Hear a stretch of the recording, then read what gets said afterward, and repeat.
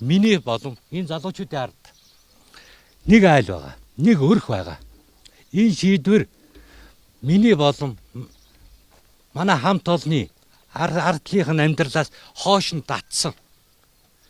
Биднээсийг бүр ажилд амьдрах нөхцөл хангаж уламжлан ажиллах ёстой байтал энэ шийдвэр зүгээр л биднээсийг өнөөдрийнхөө зээлийг биднээс яах вүлээ.